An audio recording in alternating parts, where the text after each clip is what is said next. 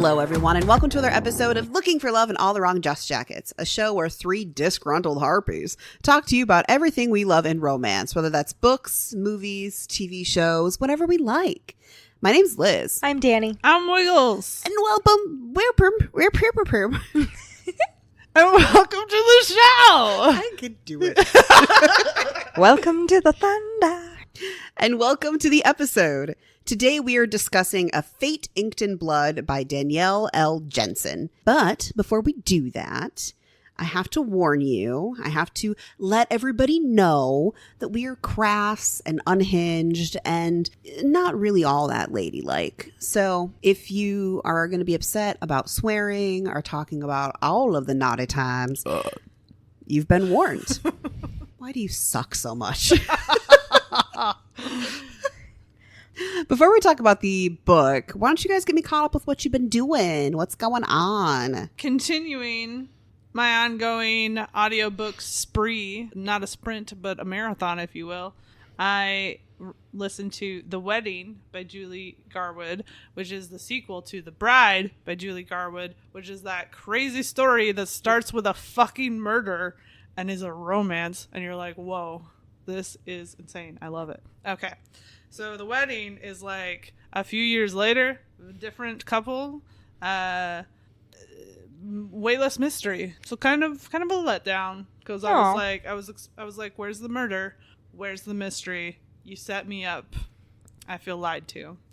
So 3 stars. All right. I went on a weird 80s and 90s kick, so I watched both Grease 2 and Footloose last weekend. Grease 2. I don't know. Okay. I can't justify it other than it came up on the thing that I had been watching and was like, fuck it, sure. And then was like, oh, look, Footloose. And I still am sitting there thinking, I wonder if Kevin Bacon is still pulling glitter out of his hair from the final scene in Footloose. I feel like he must have shaved his head at some point, right? I mean, you had to have, right? You can't get glitter out of shit. Mm-mm. And then I started reading a series of books. I got the big collection together in my Kindle, but it is the Goblin Kings series by Emma Hamm, which is the same author who wrote Whispers of the Deep, and it is kind of based on The Labyrinth. Nice. So the first book in that is Of Goblins and Gold. Mm-hmm. So far I am enjoying it. I'm not super far in, maybe 70, 80 pages in, but so far I'm liking it. So I finished the Hockey God series by S. Massery. That is the dark college hockey romance.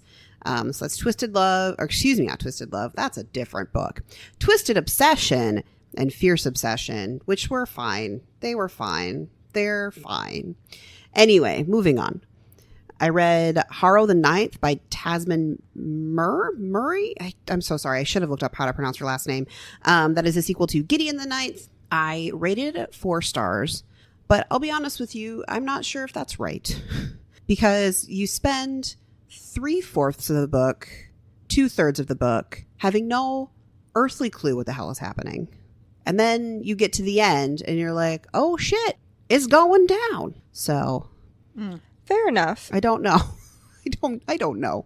I get that though. Sometimes once you marinate it on a little bit, you change your rating. Well, it's specifically meant for you to not know what's happening because it's taking the events of the first book and changing them. And my brain was like, no, I swear that's not how it happened. I know that's not how it happened. I completely get that. So yeah, that's what I did. Exciting times. So this is author. Let me tell you about her.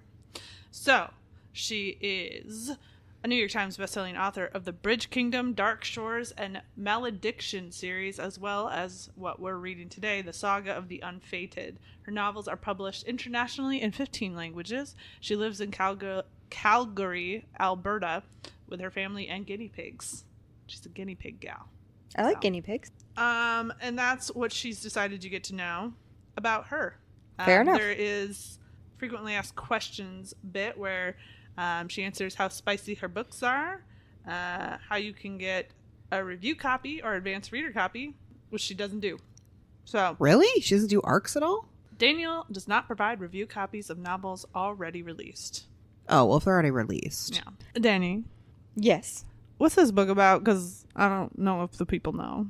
All right, so this book is about Freya, who, at the time of the beginning of the book, a married woman. She is hiding a secret from everyone. Shenanigans incur, her husband's an asshole. She kills him in front of people. And everyone finds out that she is one of the unfated. She is someone who is born with a drop of blood from a god. And apparently there was a prophecy about her, a child of Tyr. Not Tyr, Hlin.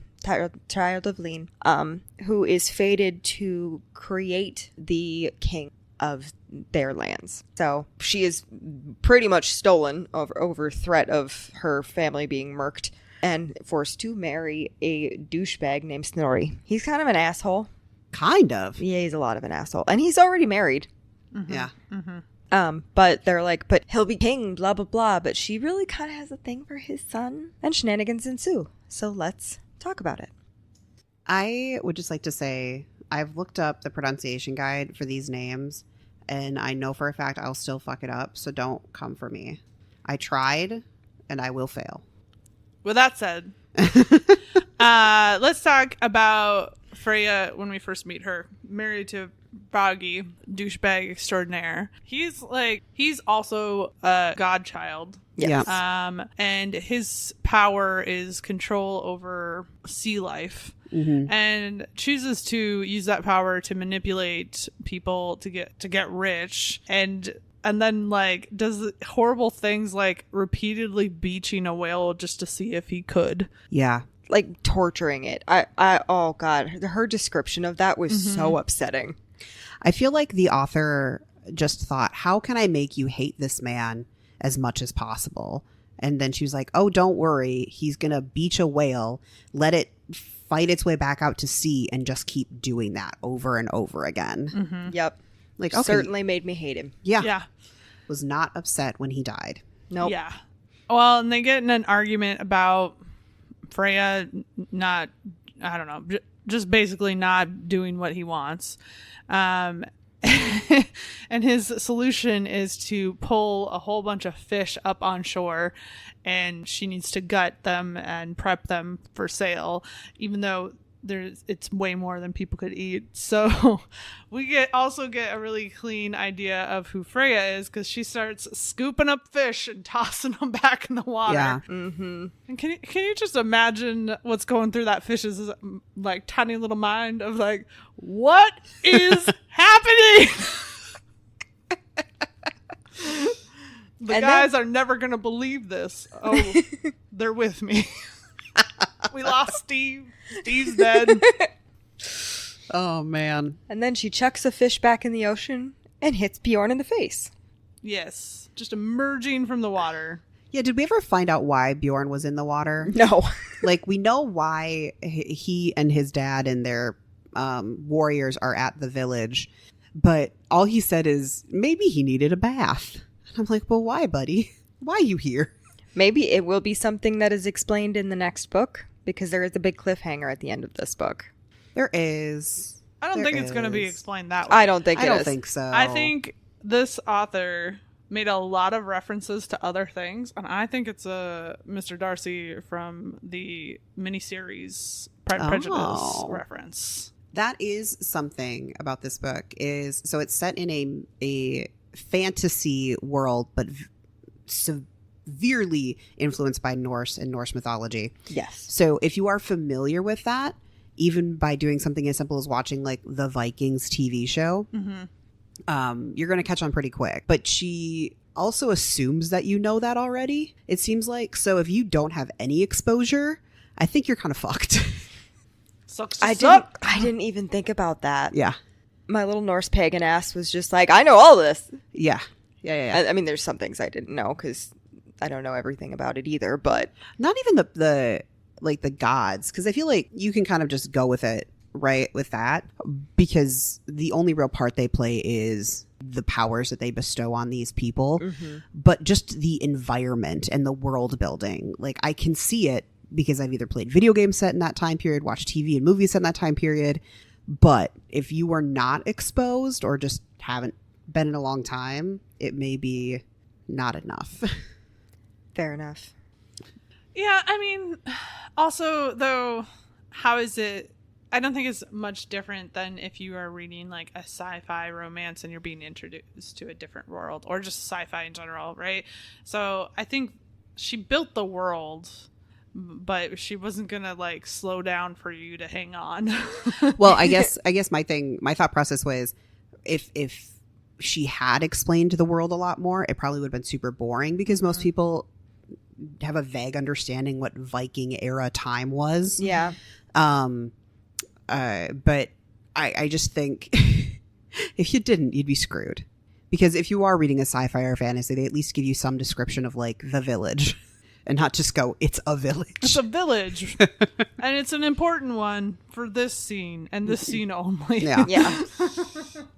So, the other thing that you need to know about Freya that you find out pretty quickly is Hlyn's her god, drop of blood, all that shenanigans. So she can call on this god to protect her. Her understanding of her powers before this, because she's been keeping them secret, because her father knows this prophecy and is like, it's going to be bad news bears if people know. Is that she perceives it as only being applicable to a shield, so she can call for that protection and it will apply to her shield. But something that we get to see build is sort of like her ability to spread this power. Mm-hmm. And you don't totally see that from some of the other god-touched people in the story. It makes me wonder if they've tried, though. Mm-hmm. Because they may also have the same narrow perspective of it, that only this, works with only this particular thing, whereas she even shields her hand, because at one point she uses Bjorn's, because Bjorn is a child of Tyr, so he is a fire god, and he can make this axe appear that is on fire with a god's flame, and she protects her own hand and wields his axe because of that. Now, we almost wish she had figured that out the first time, because ow. I liked the fact that the first time, so in the beginning of the book, we're like, 20 pages in, and shit goes down. Sure does. Because Snorri rolls up on Freya and is trying to force her to show her god ability, because asshole husband snitched on her. And so she, after Bragi, it like gets a divorce from her, like literally in the moment. Snorri goes, yeah, cool, you're divorced. And he's like, cool, I'm gonna go marry your best friend. I have the money to do it, and fuck you. And so she picks up the fire axe, chucks it at him, and kills him. And I like the fact that in that moment she's so desperate to do this, and it's the first time we get to see her impulsiveness and her rage, which is a really important thing towards the end of the story. Plus it also gave like a lot of reasons for other things to happen. That's true. I do really like that it happened. It's just like, looking back, as like, if I was from her perspective, I'm sure she's like, well, damn, I wish I'd known that the first time. Yeah, because fuck, that had to hurt. Well, Bjorn's the one who actually figures out she can do it, because he's the one that tells her, use the power, trust that to protect you. I'm like, bruh, don't be cryptic, just tell me what to do. Yeah, he does a little Jedi nonsense there. And you're like, bruh, your life is literally at stake. You could be a little less vague. I honestly, they're getting attacked in the village that she now lives in, and it's like their wedding night, isn't it? Yeah, the wedding night between her and Snorri. Yeah, her and she's Snorri. The second wife. I was internally going, gee, I wonder if she could just like put her hand on the building and ask Hlin to protect it.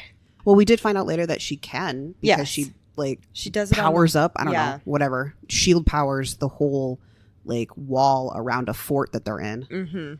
And a whole shield wall, regardless of who's holding the shield. And at one point it covers Bjorn's entire body. Yeah. I wish we would have had a little more reflection in those moments, because every time she did something cool and new with her powers, it was just glossed over, like as if this was something that she does all the time. I thought, and maybe this will happen later on in the series, but I thought at one point she was going to go like full Bella in the last book of the Twilight series, where she just like creates a bubble of safety. It's like, I mean, it's a shield kind of. So, just saying. Very well might. I do wish they had reflected on it or had her like freak out. I just think she didn't have time to. That woman was constantly getting yanked everywhere. Yeah, that is true. She, for being unfated, does not have a lot of control over herself, which is one of the main themes of the book. Mm-hmm. The thing is, she doesn't have all the years of experience that a lot of the others who are God touched get, where they like, oh shit, look at that, I got powers, and then spend a lot of their teen years like getting better at using and manipulating them. She's had like a minute to figure it out. Yeah. And under duress. Yeah. We do find out that they seem to have almost like minor abilities because of it, because Bjorn, fire axe guy, is always really hot. Mm-hmm. I mean, in multiple ways, but temperature hot. So when they're like trekking through the mountains in the snow, he's fine. Mm-hmm. Mm-hmm. And she's freezing to death. To the point where she almost loses her toes. We haven't really talked so much about Snorri yet. And the thing is, he plays a critical part in everything that happens with Freya, because he is the one who's like, I've heard this prophecy. I know this prophecy. I'm going to do fucking anything I can to make it about me, because he wants to be the king that she brings forth. Yeah. And so the reason they are searching all over for this random girl and find themselves there is because Vragi's already gone to Jarl Snorri, Jarl Snorri, and has been like, so my wife's a fucking freak. You should come get her. And Snorri's like, yes, this is the moment. And so the very first thing that Feyre has to do. Freya is Akatar. Whatever. And I'm going to make that mistake too. They're the same person. I don't give a shit. Anyway. Kind of. Right. Anyway, Freya is put to the test, battled to the death with her boy that she met 5 seconds ago and was ogling over, who was like, you want me to kill your husband so we have sex? Maybe. You hit me in the face with a fish. I hit you in the face with something else. Yeah. Damn it. Sounds good to me. And so they have to like fight, and obviously she doesn't have the skills to compete with somebody who's been a warrior for however many years. Yeah. And starts getting her ass beat, and then finally invokes her power to save her own life. Mm-hmm. And so from the very jump, every interaction that Freya has with Snorri is him trying to control and manipulate her, and her desperately trying to not be controlled and manipulated. Whenever he said something about this is what the prophecy means and blah, blah, blah, all I could think is you're taking a whole lot of liberties with what you think the gods are saying here, bud. Well, Bjorn calls him out on it a few times, and then also says to Freya, my father is literally just saying whatever he wants to get what he wants. He's going to say that this prophecy means whatever, just so he gets what he wants out of it. Mm-hmm. And I certainly don't want to jump immediately to the spoiler at the end, but as soon as you do get to the end and you have a chance to reflect, it's like every single thing that Bjorn does makes a hell of a lot more sense, because nothing he's doing throughout the entire book makes a lick of sense. I knew it. Well, I knew there was something there. I knew it. I was like, I didn't necessarily know.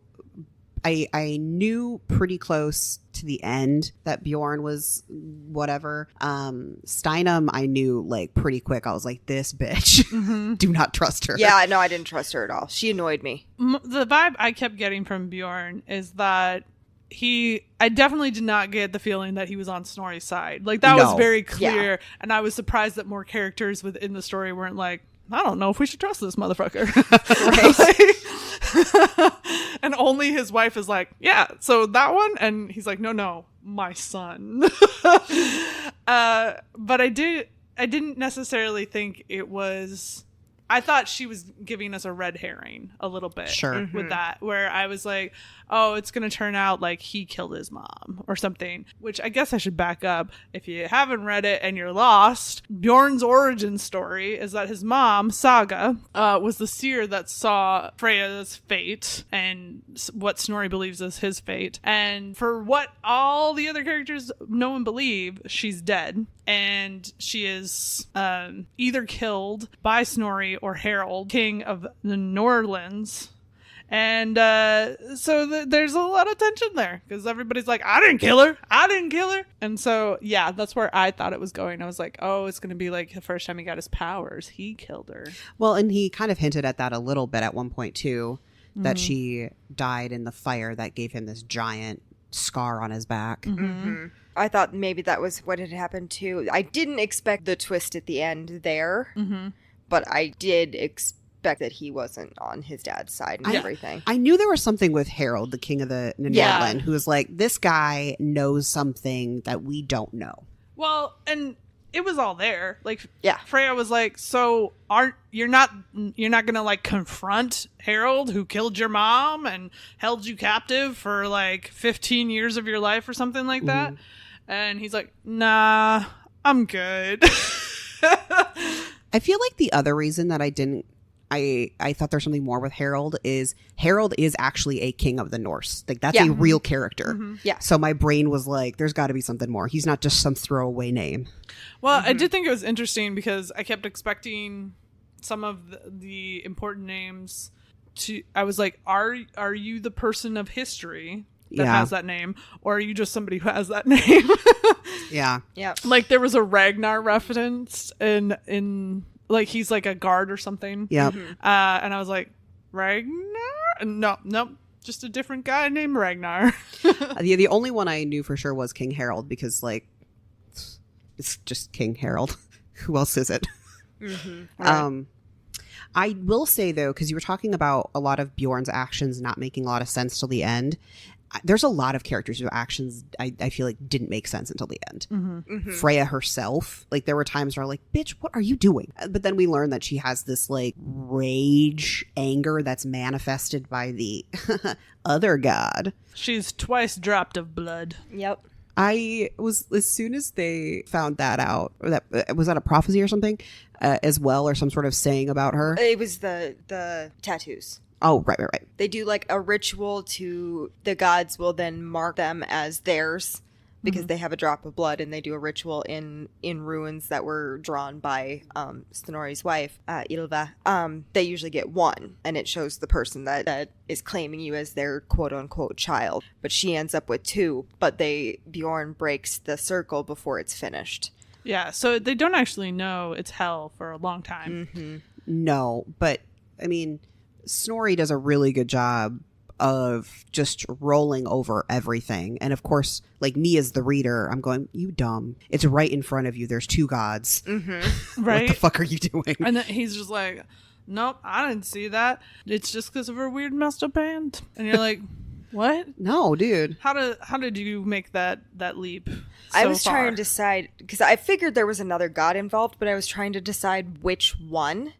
Yeah, I wasn't sure until we get to the crawl through the mountain. Yeah, because I thought maybe Tyr, because he had burned her hand essentially. Yeah. I thought maybe he was going to claim her too, because I thought, well, that could be, interesting or something, but I wasn't sure. But also, if Tyr had also claimed her, she would have been able to probably wield his axe without having to use Hlin's magic. Yeah. And so I was trying to decide, and then they got to the mountain thing, and I went, oh. Well, and it made a lot of sense, because one of the things that they talk about is that Hlin's not the top tier of goddess. That's maybe not the right way to say it, but like, she's considered a minor god. That's the one I'm thinking. And so there's no way that Freya's fate could be as transformative, at least in how they perceive the gods in their world, if she wasn't working with a major god. Well, and the other thing about Hlin is they don't know anything about her. She's referenced in like a couple of odes or whatever they would call them, but they know absolutely nothing. So again, Snorri just not fucking paying attention, and everybody around him just being like, he's the Jarl, I guess we'll do what he says. Right? I also think that Freya is such an unreliable narrator. Like, as I was reading this book, I was like, bitch, that ain't right. No. Yes. Yeah. No. Well, like, her perspectives of the people around her, and both positive and negative, are way off. Where, like, you can even just tell, even though you're seeing things through her eyes, you're like, that I'm not sure you're reading that right. Well, and she becomes so like, this, I've seen something one time and it must be the thing that I thought I saw that one time. Mm-hmm. I'm like, no, honey, no.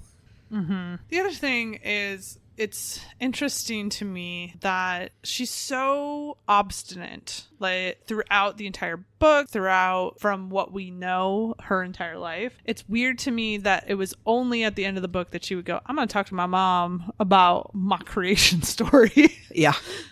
It's like, even if my parents told me, no, we're not telling you, I'd be like, guess what? I'm going to ask you every day for the rest of your lives.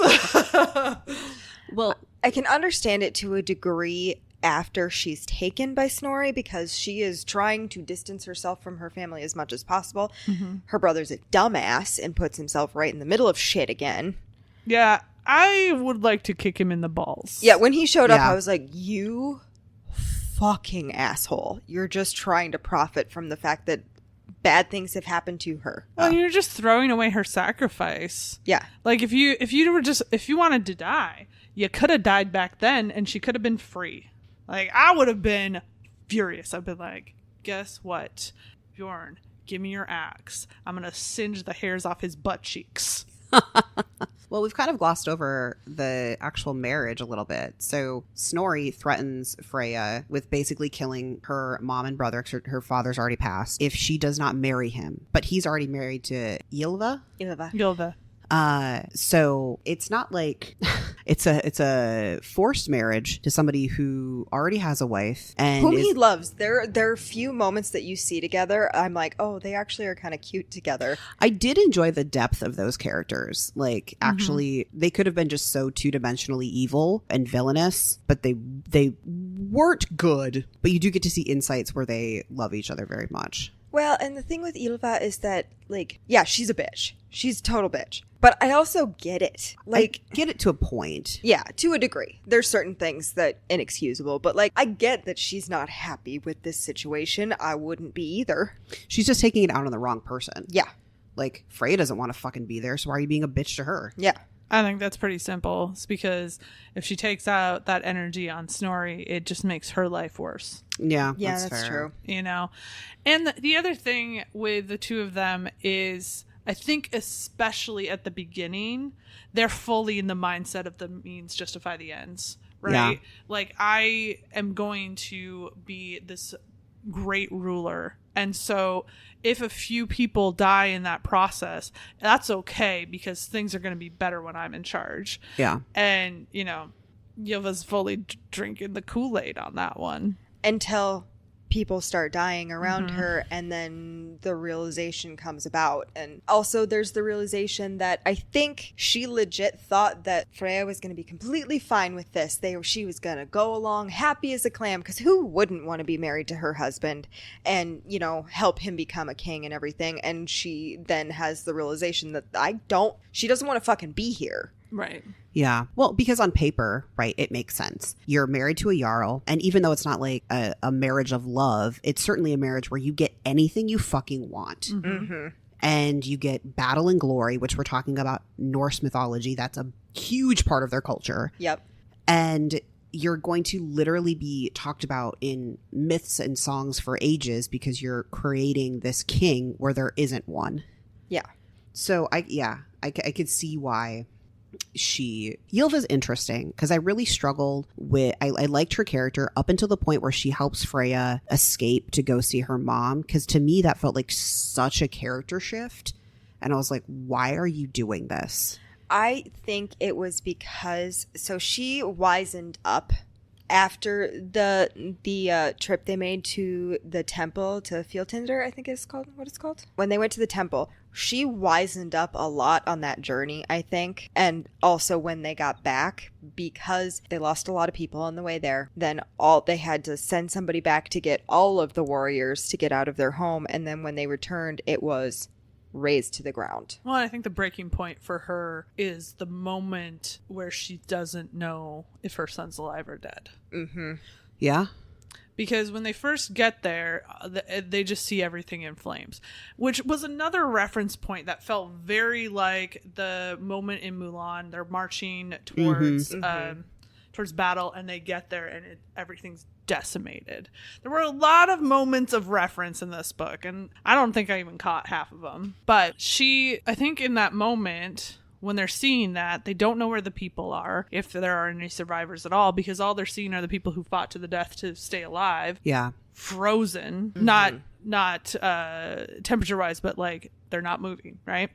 And she's got to be having the moment of, oh my God, my husband's stupid dream to become king has gotten my son killed. Mm-hmm. And that, I think, is when things change for her. I think from that point forward, she's not on Snorri's side anymore.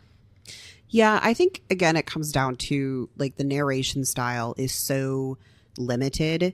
Like, we are only getting Freya's perspective, and her perspective is warped, honestly. Very warped in her. many directions, Yeah. because she doesn't understand everything that's been going on around her, even because she's being manipulated on 12 different fronts. Well, and then as we find out later, because she has Hel as her other god, I'm sorry if that was a spoiler. This whole fucking episode is a massive spoiler because almost every page in the book is something new. But her entire personality is almost out of her control. Mm-hmm. So it's a shift that I feel like takes a little bit to get used to, because we read a lot of first person perspective, but to have one that is like so just this person, and this person has like no idea what's going on around her. Well, just having to process a lot of emotions and things happening too. She's watching people die around her constantly and on her behalf, which has to be very taxing. Especially when she doesn't want it. Yeah. This is not her mission. This is not her goal. And yet people are dying. Well, I think this book is one of the ones where after you finish it and you like know what happens at the end, you need to put it down for a little bit and then come back and reread it and be like, oh, okay, now I see why these things were happening. You know, there's a lot of characters in this book, and one we haven't talked about who's probably my favorite is Bodhi. Sorry, excuse me. Yeah, Bodhi. She is another Jarl who, after they go to the temple and have this big kind of announcement moment that Snorri has the shield maiden and he's going to try to become king, she agrees to follow, as she says, she's following Freya, not Snorri. She's also the only current living female Jarl. Yes. And clearly she has age and wisdom that has come with it, because she also is God touched. I can't remember what her god is. I also don't remember who her god was. Was it Odin? No. No. It was. I don't remember. Because her power is that she can tell when people are lying to her. Yeah. It makes her feet itch. That made me laugh. That would be so, honestly, kind of terrible. Yeah. Because as she explains it at one point, she's like, sometimes people don't even know that they're lying. Mm-hmm. Or like they're telling you the truth with their words, but like their tone of Intentions. voice or something is a lie. Yeah. Well, and she has this talk with Freya just about everything. It's just like, in some ways it's really clear that she is like invoking her powers and trying to like get a read on Freya and be like, Yeah. But I think there's also part of her that is like for her and feels for her situation and can tell that maybe she needs a friend. Yeah. I was kind of hoping at one point she would just be like, listen, this is a really bad situation. How about you come with me back to my What fucking if I'm your Jarl? right? There's also the added problem is that on their wedding night, she was supposed to go in and fuck Snorri. Well, I'm really glad the author did not make that happen. oh, me too. I was so glad. But so they ended up bringing Ylva in. He gets to fuck her, but they make like a Blood pact a kind of blood thing. pact kind of thing that he will never touch Freya, but she will serve them, and she can't tell anybody of this because technically they are not legally married unless they consummate the marriage.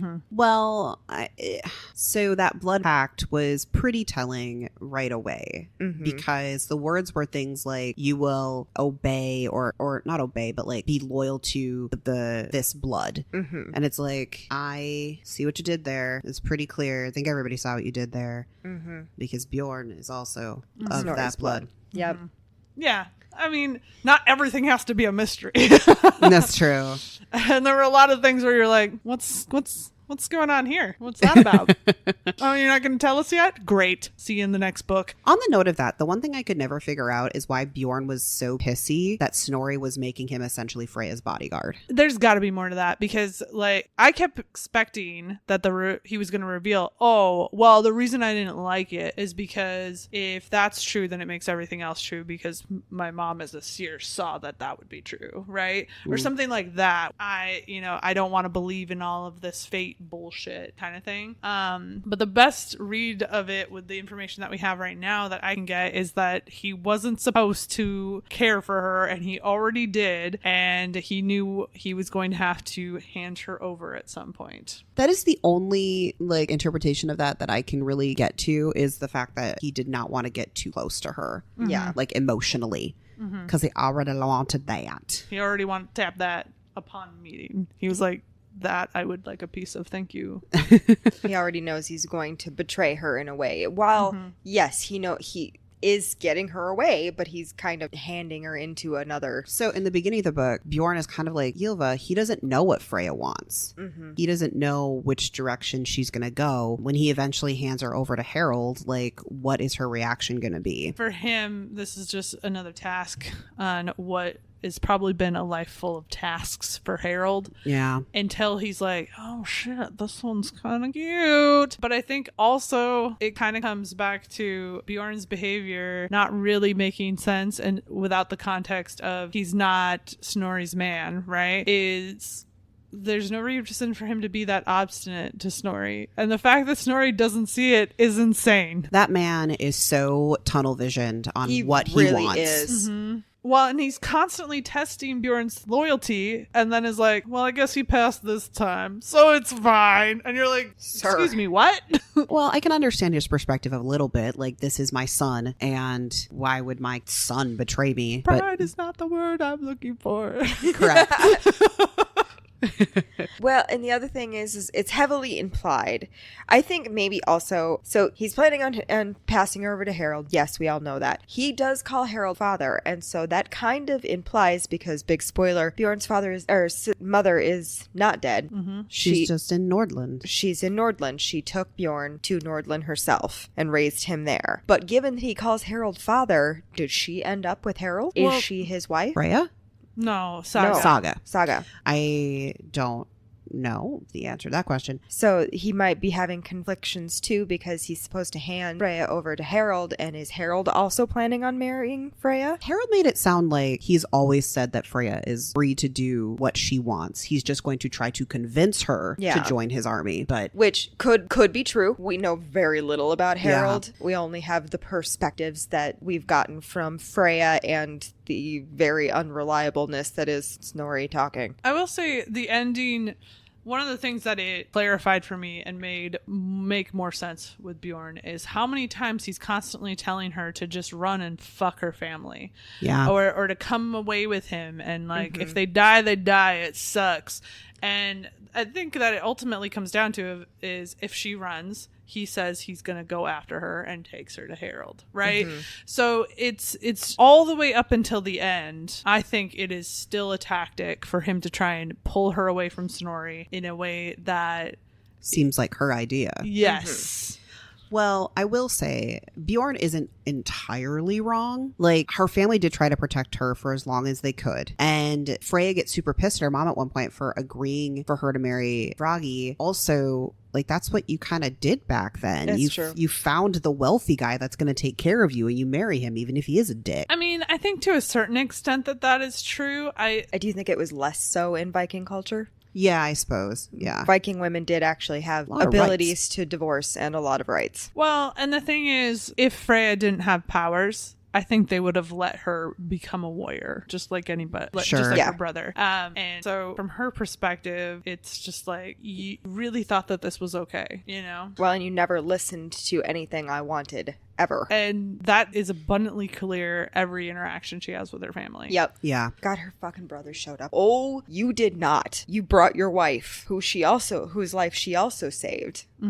And brought it into the lion's den? Well, we find out pretty quickly what Bjorn thinks of all of them, and whether or not it's a manipulation tactic to get Freya to leave, or it's what he actually thinks of them. Probably little column A, column B. Yeah. because her best friend shows up either right after she marries here or like shortly before, her brother, and is like telling Freya, we really like thank you so much for the sacrifice and blah blah blah. And Bjorn is just like, you're really just letting her do this. You're letting her marry some guy who already has a wife and basically sacrifice herself so that you guys are taken care of. The other thing about it is that she does this right before Freya is about to marry Snorri. Yeah. And so it's this really heartbreaking moment where Freya thinks she's going to tell me I don't have to do this and ask me not to. And I'm going to do it anyway. But like... But she doesn't ask. She doesn't. She doesn't even check in and go, hey, like, how's it been? Are you okay? No. How's your hand?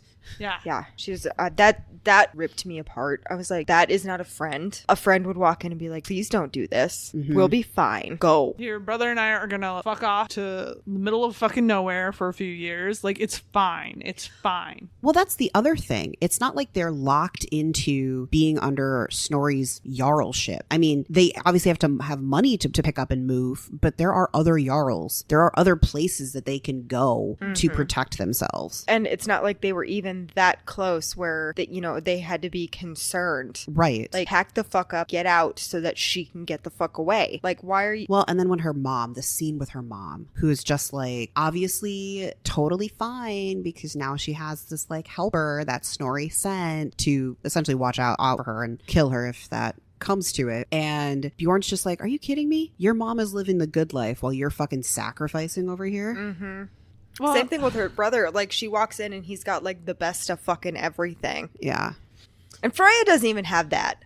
And yet he still fucking calls her like a mad bitch or something like that. Yes. And that's I think a little bit more forgivable than what her mom does, because he's calling her that. He didn't actively say you are this. He's like, maybe what they're saying is true, that you are a mad bitch, because this is right after Freya is in the middle of the fight with Geraint, and who's another Jarl who had attacked.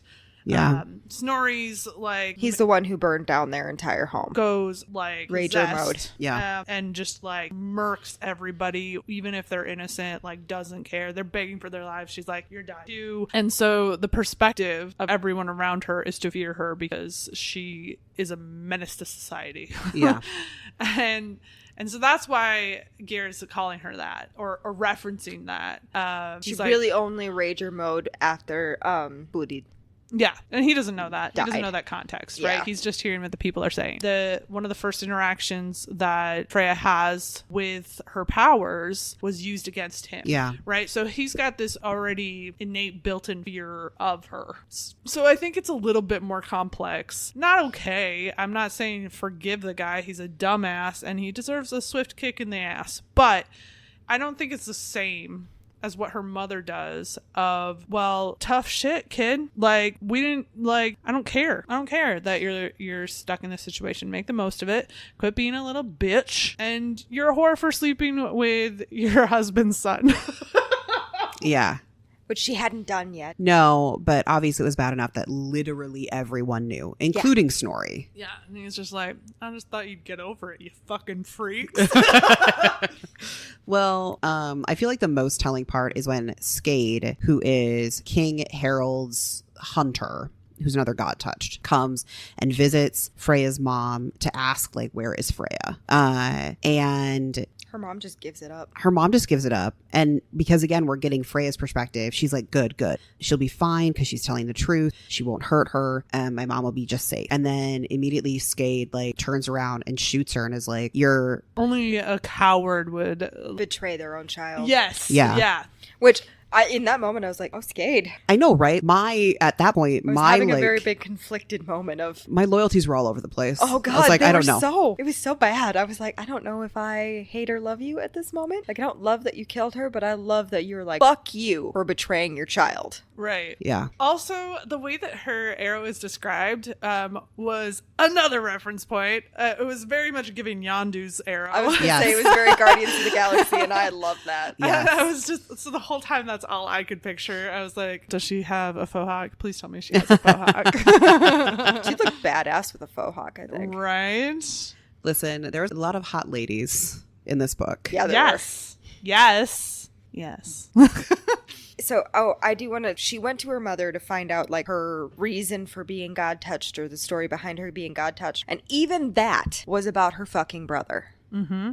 And that irritated me. I'm like, even the reason for her existence can't be about her. It's about her brother. It was kind of giving like those parents who have a second child to give organs to the first sickly child. Uh-huh. Well, I mean, what would you do if your child was so sick and like everybody's telling you just take them to the wood and leave them there, and a entity of great and unknown power shows up and says, I will heal your child if you have another child. Mm-hmm. And you're like, well, I was going to have another one anyway. Just maybe would have waited a little bit. Mm-hmm. Like I would have made the same choice. I mean, I would too. It just made me sad as well, because everything has been about, everything that Freya has done been about saving her family, and even the fact that she exists is about saving her brother. It just made me sad for her. Yeah, but I think that was kind of Bjorn's point all along, right?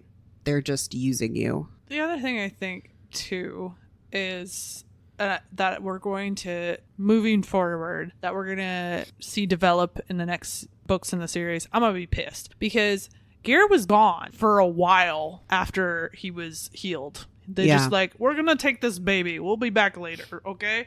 And then they don't come back, and obviously the second goddess comes in and is like, my friend over there is kind of a dick. Here's your baby. Now let me drop some blood in your kid's mouth. Well, the one thing about the blood, though, is that the god is involved in the conception. Yeah, she lays between them. Yeah, but also it's the gods. We don't know what the fuck they do. Yeah. We don't know what they be doing. I don't question certain things. Yeah. One of them laid with them. The other one, like, what they say that there's two ways that you can be conceived this way. Either the god is just present during the conception, or they are involved. But either way, that's all it takes is a drop of blood. That is true. Mm-hmm. That it could be that Gear has got something happening with him too. I mean, what were they doing with that baby? I don't know. And we don't know what entity took it, because given the story, I was given the impression that it really wasn't a god that took him. Her mom mentions at one point maybe it was Loki playing a trick. Knowing what I know of Norse mythology, that seems very unlikely. Well, we also don't even know which goddess was with them first. Yeah. Mm-hmm. Like, it makes it sound like Hel was there first and then Hlin showed up, but it could have been the other way around. Yeah, we don't know. We also, because we know so little about Hlin, it's sort of this, is she the reason you're this way? Yeah. That is true. She's such an unknown, and Freya's convinced that can't be the case because she protects her, and that's her whole thing. But later, and that, Hel must be the reason for her like rage, but also she has this power to suck people down into the depths. Well, and that happens whenever she curses people. them to Helheim. Yeah. Yes. But what little I know of Hel, the like rage monster also doesn't match up. No, not at all. Yeah. I'm going to go a little Norse geek on here. So they constantly, unlike the like Christian version of like heaven and hell, Norse mythology is not like bad place, good place necessarily. So it's Valhalla is where you go if you die in glorious battle. But then Helheim is kind of fairly a normal place, just kind of for everyone that just like lived a normal life. And then there is like a punishment realm within Helheim. And that is what Lady Hel rules over, is Helheim. Mm-hmm. And so as far as like the rageful aspect, not really. She's a child of Loki. Yeah, I don't know. And that's the moral of the story with this book is I don't know what the fuck's going on. I can't wait to find out though. Yeah, like you think, well, maybe I kind of have a handle on this, and then they're like, how about this information that undermines everything you thought you knew. I was getting really concerned because I was getting to the very ends of the book, and I was like, oh, there's so much that's not explained. Am I not gonna get like a thing here? And no, I didn't. No, I did not.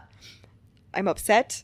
I'm excited for the next book, but it does not come out for quite a while. Fantasy series are different. Yeah. You get a little comfortable with the romance series, and you're like, it's gonna have a happy ending. It's gonna be a clean cut. The next one's gonna be a friend or a sibling or whatever, and their story's gonna be beginning, middle, and end, and it's going to be great. And then you read a fantasy one and you're like, fuck, I gotta wait. Well, since you were, talking about their sexy romance times, let's talk about Freya and Bjorn. What we did get was nice. It was, as far as, so the sexy, the spiciness was nice. I don't know how I feel about their romance at this moment because it was all a fucking lie. well, that's the thing though. Bjorn is saying it wasn't a lie, but it also was a lie. So like, who's to say? I get the impression that when he took her to the like cave and everything, in that moment, his real intention was to just take her and run. Yeah. And go. But that got fucked up when Harold showed up. I do think that Bjorn's reaction to her in like a romantic way was pretty genuine. I think his reaction was genuine and everything, but he was manipulating her, so I completely understand why probably in the next book she is not going to want to believe any fucking thing he says to her. No. Well, I mean, you can't trust him. No. If you are Freya, you can no longer trust him. Well, especially because already it was hard to know what his motivations were based on the information that she had before the end. Yeah. Right? So she's already like, I'm not supposed to be with you. I'm not supposed to want you. I'm assuming that you wouldn't want somebody who wants you under these circumstances because that's fucking gross. Right? And then he's like, no, ma'am. No. Right? And so when she's looking at things the whole time, she's feeling insane because she feels like it's one-sided, but also all the signals that are being put out are very much in line with she's not alone in this. Correct. Well, and she's also a little messed up because, as she, I think, says in maybe just an internal monologue, she has never had anybody who just wants her. Mm-hmm. They've always wanted something from her or to manipulate her or to use her. But to have somebody who is out for her the way she thinks up until the end Bjorn is, new concept. Right. Absolutely. And the whole time he's constantly telling her how bad everybody else in her life is for her. And which is a horrible manipulation tack to take when you are also. Yeah. I don't know how he's going to turn this around in the next book. I'm very interested to find out, but at this moment I'm like, I want to punch you in the dick. You just betrayed her worse than anybody else, pretty much. Well, I think in his mind he was doing everything that he could to resist, right? At least in the skewed perspective we get out of Freya, I think that in his mind he was like, I wasn't going to touch you. I wasn't going to go there. I wasn't going to fall in love with you, woman.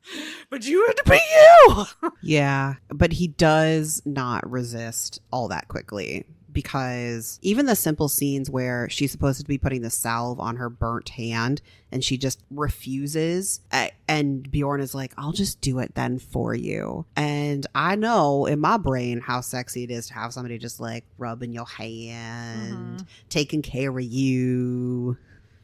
I do like hand rubs. Yeah. The additional confusion factor that I think attributes to Freya having the reaction she does, which is very valid, is that for a long time, Bjorn acted like he was just flirty with everybody. And she was just one more person for him to flirt with. She wasn't special. She wasn't important. And he didn't want to have the duty of being around her all the time. And so she, I think, in her mind, sees it as he saw something in me that was worth sticking around for. Because he could have left at any point, right? No, there was nothing obligating him to be there the way she was. If he just up and left, Snorri wasn't going to come after him. Yeah. And so I think it's not just that he said one thing and did another, it's also that he acted one thing and did another. Yeah, but he kind of seems to flip pretty quickly on that, especially after their march through the mountain, and it becomes, maybe just to the reader, it becomes clear that he is like, okay, fuck my dad, fuck my crazy ass stepmom, my other stepmom's hot. Sorry, I had to say it once. You know, in fantasy, you don't expect there to be as much physical intimacy. And there wasn't a ton in this book, but it was all really well done and really well used. And in appropriate places. Yes. Because that's one of my biggest things is that sometimes they have sexy scenes in really inappropriate spots in books. You're like, there's no purpose for this right here. But there was purposes where they were in this book. Well, and it always seemed like there was a way to handle a situation without Bjorn being so physical with her, and he always chose to be so physical with Freya, which is just another insight into how much he can't keep his hands off her.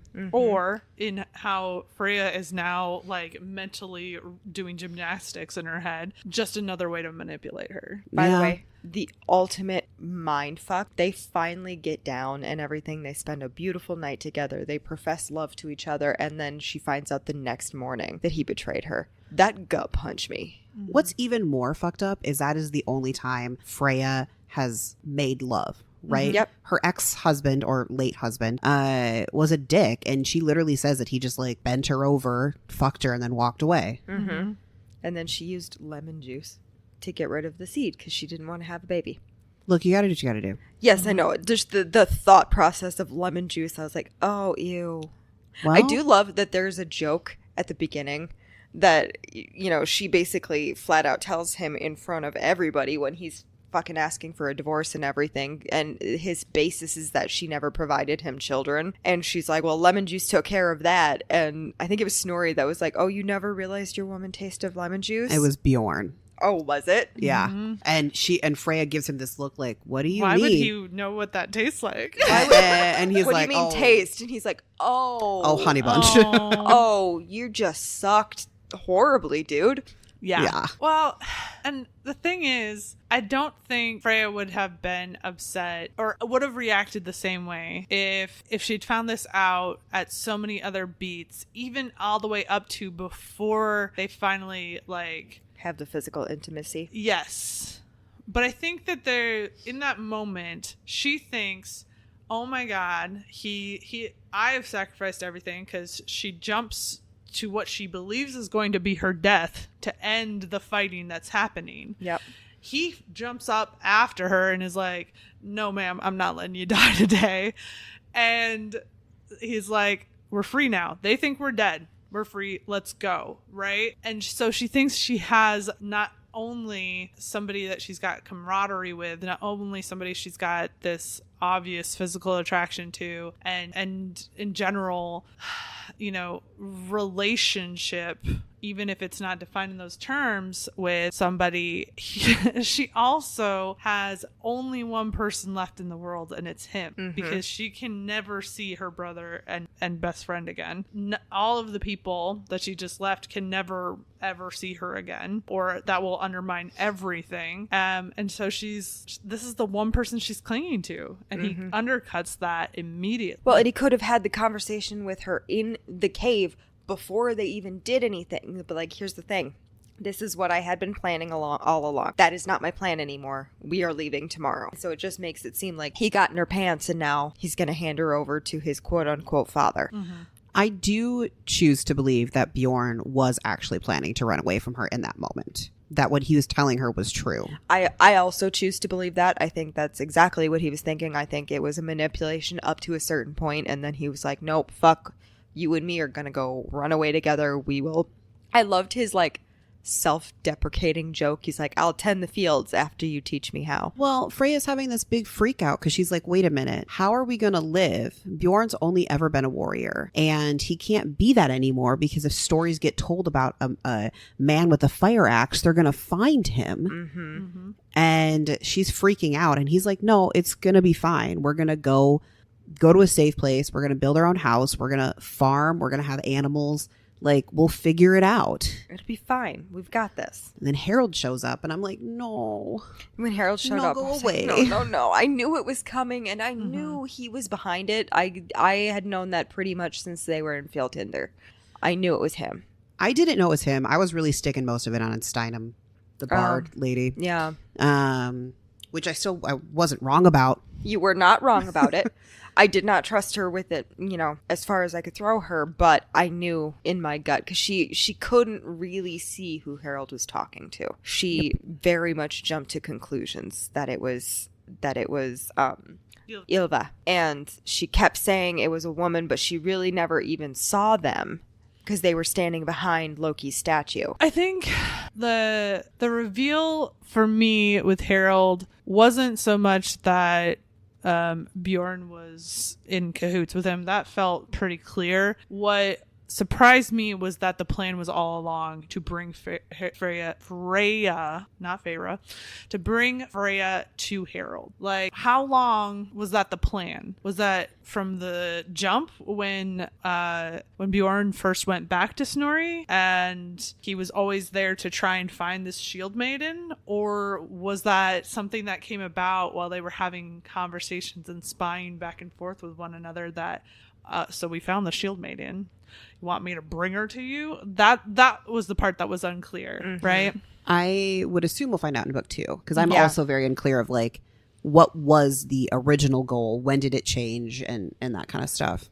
And what I wonder, what I predict is that first Bjorn went back to Snorri to spy on him, right? Yeah. But it wasn't until they actually found the shield maiden, because I don't think Bjorn ever thought that would happen, that plan was put into action, which makes it a lot worse. If he didn't make that plan until they met at Feltinder and he met up with Harold, then... Does it make it worse, though? I think so. Because now he knows her. Well, but see, and that's why I almost think it's better, because now in his mind, there's 2 objectives. Serve my father, King Harold, and also save this girl from my other father, who's treating her like a piece of shit. Sure. But if that's the case, then that means it wasn't just I've always had this objective and you just happen to be the objective and I didn't know it would be you. And because of everything that happened, I fell in love with you and that's crazy. And I wasn't going to betray my king, right? Is not as bad as I met you, I knew you, I liked you. I went through literally the hell with you trying to like defeat all the drop. But now that we got here, I'm gonna fucking sell you down the river. Yeah, I guess I like my interpretation better. I also like Liz's interpretation better. My only thing is that I do believe that on his plane of thought, as it were, he is saving her. And he would have been saving her by bringing her to King Harold, because I get the impression that Harold is not as much of a douche as most people think he is. Or Bjorn doesn't think he's as much of a douche. True. That's the thing. We have no proof that Harold's as the nice guy he's portraying himself to be. I know that. I just think in Harold's mind, or not in Harold's mind, in Bjorn's mind, I think he thinks he's giving her the better option because he does believe that Harold is a better person.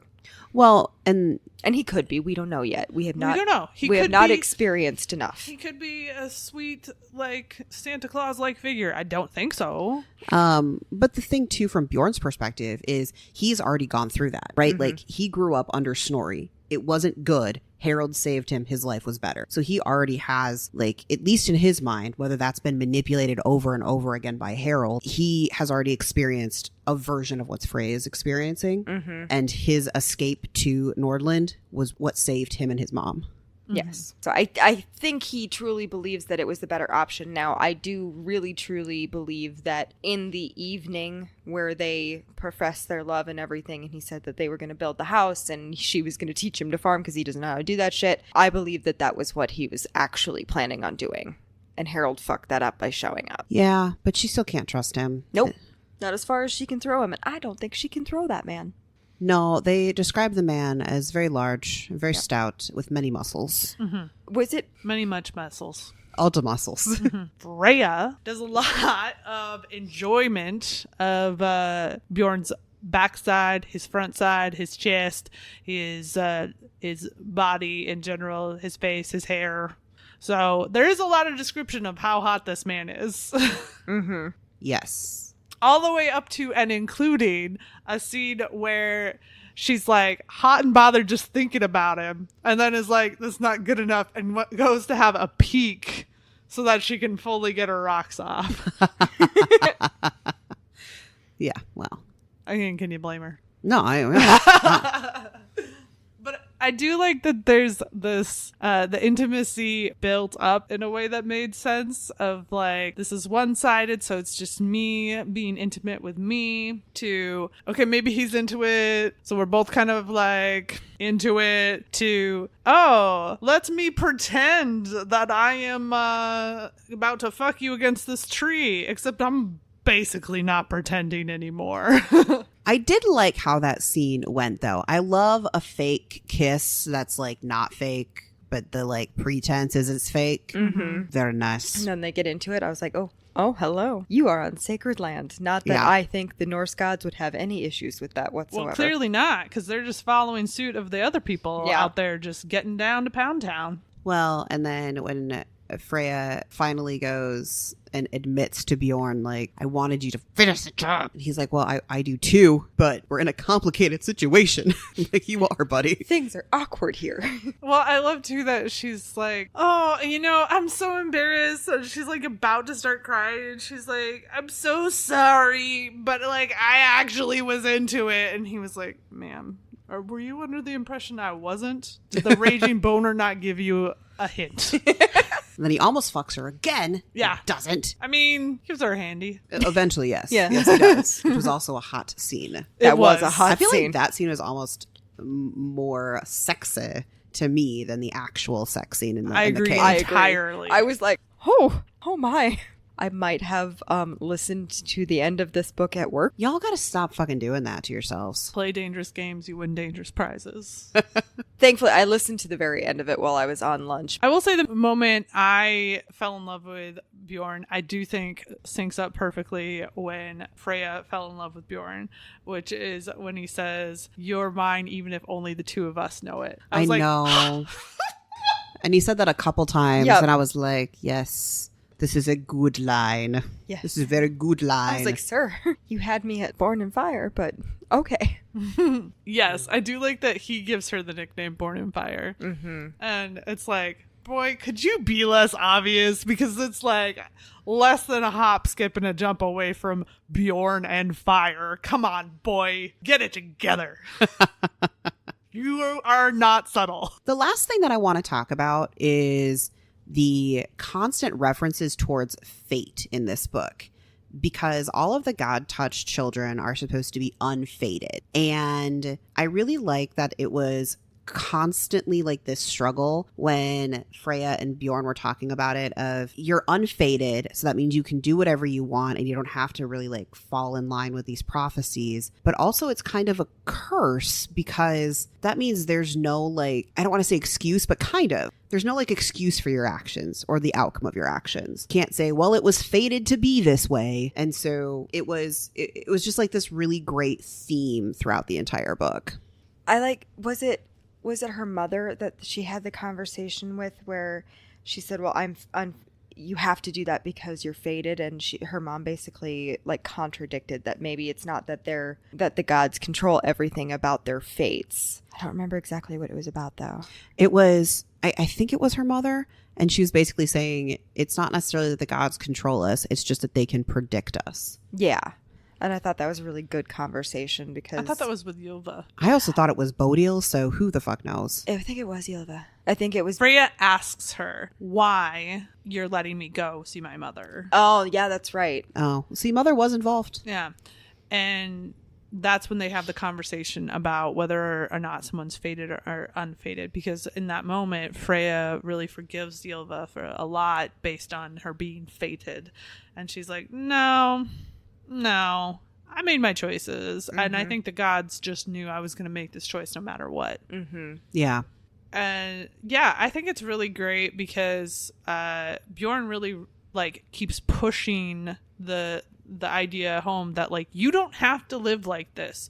You're unfated. You can change your fate. You can do whatever the fuck you want. It doesn't have to be this. Mm-hmm. While simultaneously making himself a contradiction by doing whatever Snorri says, even though he doesn't have to. And well, he can't leave Freya behind. Well, not now.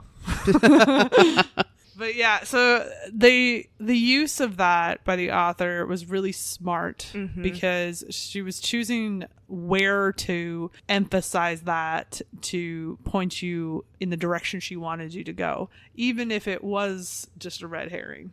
Yeah. Yeah. I'm excited to see what the next book holds. Yes. We have to wait a whole fucking year. I know. And until then, it's ratings time. Smooth as ice, playa. Love that one. Thank you. So, what's y'all's spice rating? So for me, like, we didn't get a lot of spice in it, but like the handy episode was real nice, and I liked the tension that was built up a lot through them. So I'm gonna give it maybe like a 2. It still wasn't an overly spicy book, but that's not maybe 2.5. We didn't get a lot though. Well, okay. Here's the thing you got to keep in mind. This is a fantasy romance. Yes. So it's not the same thing as like a romance. And so we have to lower our expectations of the spice. Well, and I'm not saying that little to no spice is a bad thing. That's true. I'm just saying that there wasn't a lot of spice in this book. That's not me judging it as a good or bad thing. That's what my overall rating is for. Thank you very much. For me, it was, I think I'm going to put it at a 3, just because the big one at the end didn't really like get me very excited for it. Yeah. I was just sort of like, oh, okay. It felt very fast. It felt very rushed, which, I mean, I think that there was a lot of built up tension. So that part of it makes sense. But you can still, like, it's a book. You can slow down time. You know what I mean? Yeah. And you can, if you're going to slow it down, you can examine, like, every touch. And anyway, it could have been bigger, could have been better. I do feel like that ending sex scene was a little underwhelming for me. So I'm going to go with a 2.5. What's your romance rating? I'm going to give it the most generous viewpoint. I don't think she's going to throw us for a loop and there's going to be a different romantic interest that comes along and we're going to be like, fuck Bjorn. I don't think that's going to happen. If it does, I'll eat crow. But I think that they are genuinely in love. And I think that it genuinely built up and was demonstrated. Well, Bjorn's just an idiot. And Freya's also kind of an idiot. So I'm going to give it like a 3.5. I was going to give it also a 3.5 for basically the same reasons. I think Bjorn is just really stuck in a difficult position. So hopefully that'll get smoothed out. If there's like another guy that comes in and there's like a love triangle, like I could see that happening, but I just don't want Bjorn to get shat on because like he was hot. He had many muscles. Many muscles. Many mushrooms. Yeah, I'll also give it a 3.5. When they are together, I really like them. Gut punched me when she realized that he was kind of behind a lot of shit. And so I'm very intrigued on seeing how she digs him out of this hole, because right now she'd rather fling herself off of a ship while her hands are bound than be anywhere near him. Well, she is impulsive, so that fits with her character. Yeah. I loved it, though. I was like, I love this girl. She's just like, whoop. I do appreciate throughout most of the book, there was the very clear classic female protagonist path, and she was just like, no, I throw the axe and kill him. And I was like, good. Do the other thing. Yes. She did the other thing a lot. Yes, Yeah. she did. So overall, for me, it's a 4. A very solid 4. I really enjoyed it. I kept wanting to read more, even though I was trying to read it when I was exhausted, so I kept falling asleep because work has been hard this week. But I also really liked just reading something that was a little bit different pace. It was really nice to take a break from just romance, you know? Mm-hmm. I'm hovering between a 3.5 and a 4. And I was really solidly into it for the first half to about the time they get to the big temple place. But then the pacing didn't seem to work for me anymore. It felt like both too much was happening and yet it felt really slow at the same time. So I'm going to give it a 4, but instead of being a solid 4, it's like we just tipped into 4. Like a 4 minus. Okay. See, I also gave it a 4, but it is verging on a 4.5 for me. There you go. I really enjoyed this book. I liked a lot of the references and everything. I really appreciate the fact that they didn't do the cheap thing, which is to make Loki the center of everything being bad.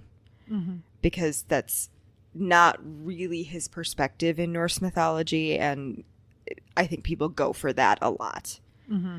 And so I really appreciated that. I liked all the references, and I liked the pacing of the book. Mm-hmm. All right. That brings us to recommendations. What you got? Shut up.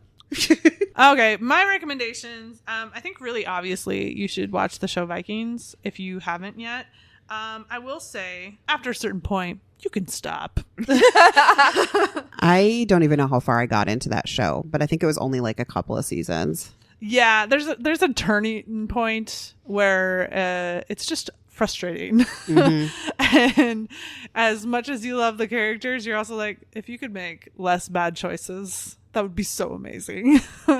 But watch the first couple seasons because it's good and it'll give you context for this book if you don't have anything else. But the other thing I'm going to recommend is a book I read last summer when I was sick with COVID, The Viking Warrior's Bride, which is by Harper St. George, and it is number 4 in the Viking Warriors series. I didn't know that. I just picked it up and I read it and it was a good time.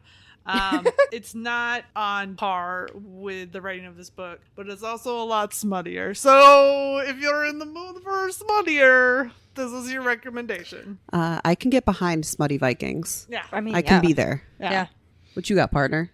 So with a grain of salt, because I am not done with this book, and I mentioned at the top of the episode, the Goblin King series by Emma Hamm. It is based on the Labyrinth. There's no like Norse pull to it, but it is more of a fantasy romance than like an all-out romance. Like I'm 72 pages into it, and there's no hint of romance whatsoever yet.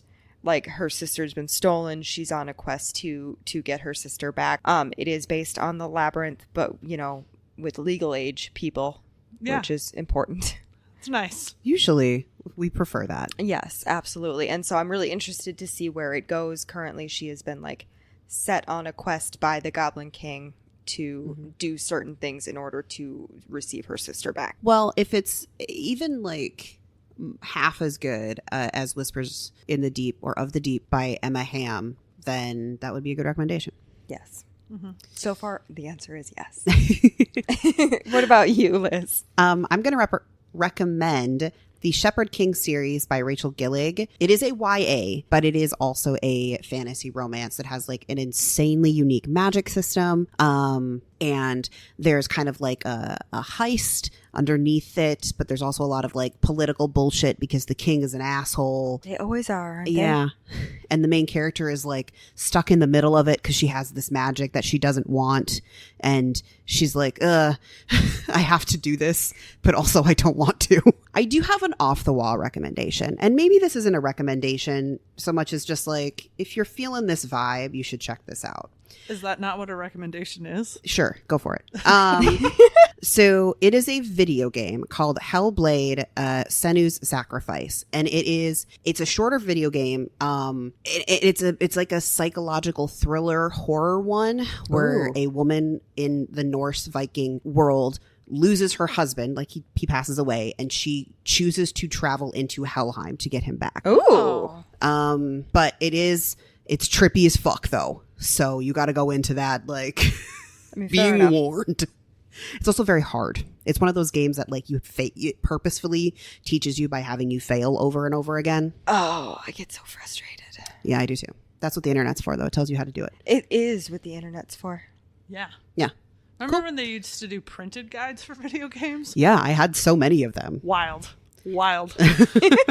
Anyways, folks, that's the end of the episode. So if you like this episode, come find us out there on the socials at Wrong Dust Jackets, primarily on TikTok and Instagram, but really we're pretty much everywhere you want to find us. And you can go on our website at wrongdustjackets.com. You'll find a list of episodes and books and movies and shows that we've done. You'll find ones that we're planning to do next. You can check out our blog post for other reviews that haven't made it into a podcast episode. And we would absolutely so love it so very much if you could give us like 5 stars or a like or a comment, whatever is available to you on your podcast listening app. And we'd love to hear from you. So to drop a comment on the socials, it would mean the world. It would make me so happy. So much happy. So happy. All right then. Bye, y'all. Bye-bye. Bye.